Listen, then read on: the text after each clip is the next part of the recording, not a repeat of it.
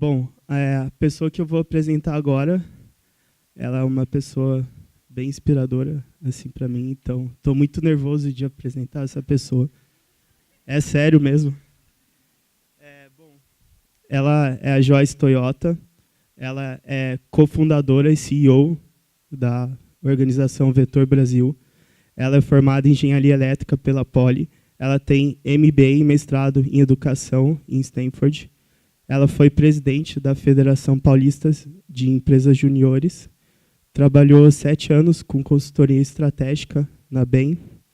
Foi superintendente de educação no estado de Goiás e no Teach for America dos Estados Unidos.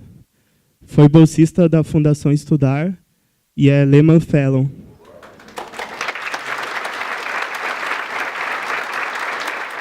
Boa tarde, tudo bom?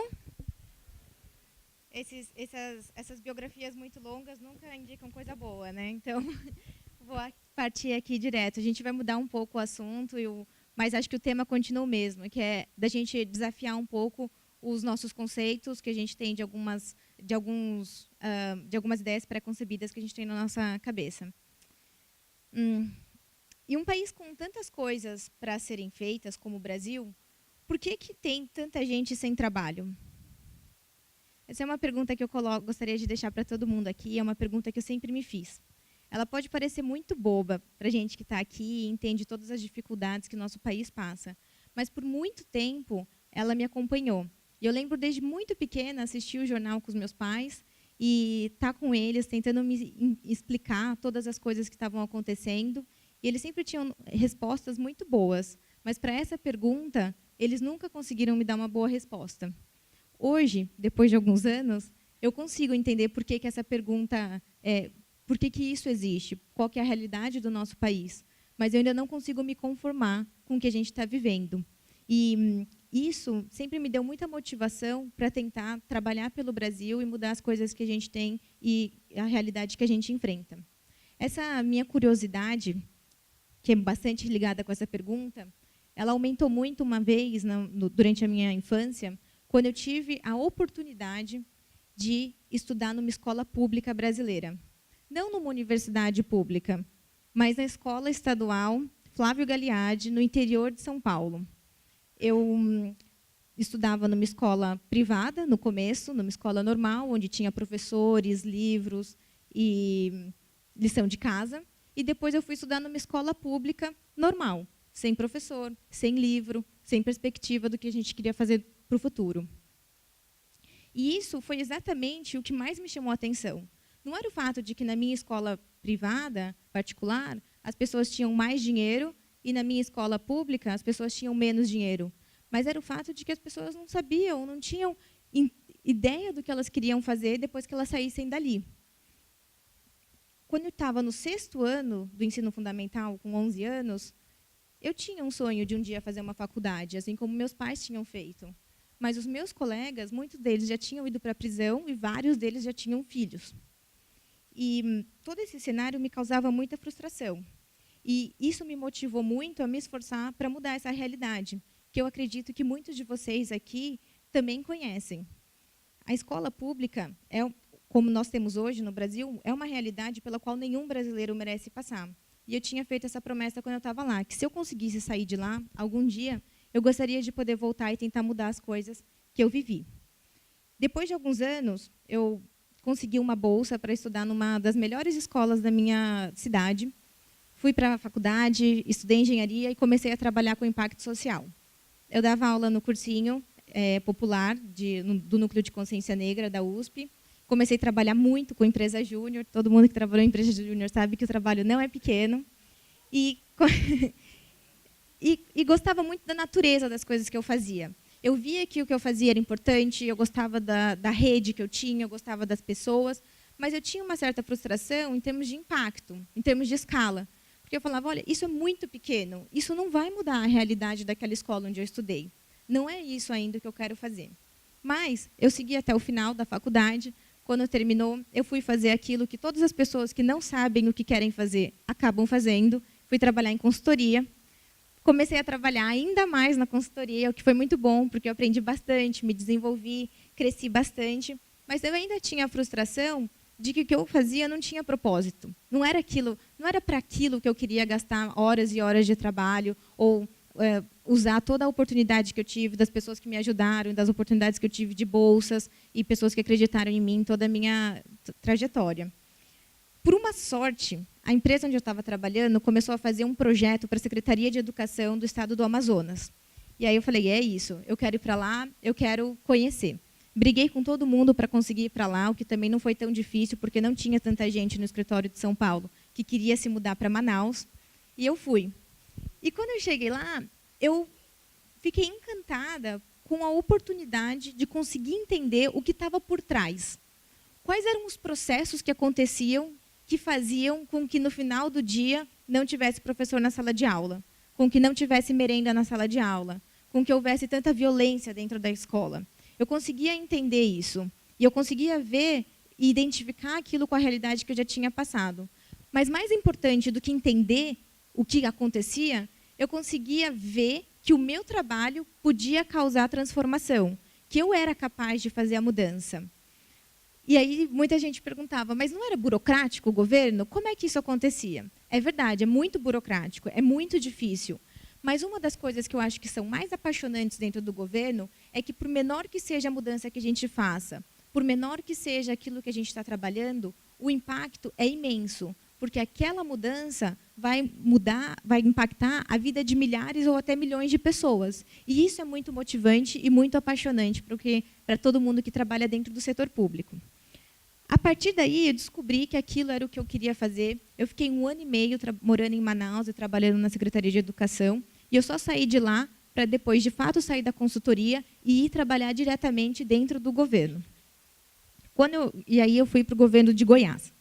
Quando eu fui para lá, trabalhar numa reforma educacional, eu e o Zé, que também é cofundador do Vetor Brasil, a gente percebeu que todo esse preconceito que todos nós temos com o governo atrapalhava muito o setor público como um todo na atração de talentos.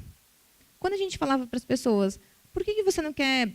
Você acha que existe alguma coisa para mudar no governo? Todo mundo concordava com a gente. Todo mundo sabia, mas eu fico indignado com isso. Eu acho que o serviço público não é ofertado da melhor forma. Tá bom, vamos lá mudar? Não. Eu não quero ir lá. Mas por quê? Porque eu não acredito que é possível mudar. A gente chegou num ponto no Brasil que a gente está perdendo a esperança da nossa capacidade de mudar uma das organizações mais importantes que a gente tem para ofertar o serviço para a população que mais precisa. E isso não pode acontecer. Então, a gente está tentando, né, o que a gente faz hoje é concentrar toda a indignação que a gente tem com o governo e com o setor público em prol de fazer a mudança. E não só da gente reclamar e falar, eu não gosto disso, esse congresso não me representa, esse serviço público deveria ser melhor. Porque se alguém vai mudar isso, é quem está indignado, e não quem já desistiu ou quem acha que está muito bom, certo? Então, com tudo isso, a gente resolveu criar o Vetor Brasil, que tem por objetivo transformar os talentos dentro do setor público. Nosso primeiro programa é o Trainee de Gestão Pública, em que a gente pega jovens muito motivados, comprometidos com a mudança no Brasil e fala para o jovem que essa mudança é possível, seleciona, aloca e treina esses profissionais para trabalharem dentro do governo. Então, por exemplo, um jovem que está se formando agora, ele pode ou fazer um processo seletivo e trabalhar em uma dessas empresas que vão fazer as buscas, né, oferecer as oportunidades dentro das universidades, ou fazer parte do nosso programa. Dentro do nosso programa, ele vai trabalhar com governos que são sérios, que são comprometidos, que querem fazer a mudança, em projetos que sejam estratégicos e que vão mudar a forma como serviços públicos são oferecidos para a população.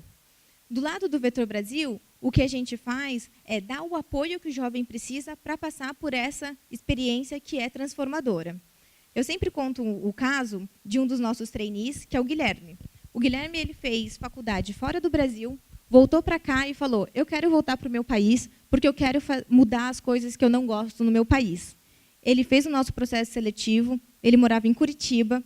Depois de aprovado, ele foi morar lá em Belém, no Pará. Uma cidade para onde ele nunca tinha ido antes, que ele não conhecia, e ele entrou na Secretaria de Educação do Pará, que é um dos estados que tem um dos maiores desafios com a educação, tanto na capital quanto no interior, que é grande, né? Vocês conhecem. Então, nesse projeto que ele ficou, era um projeto que era financiado pelo Banco Interamericano, com um orçamento de mais de 200 milhões de reais.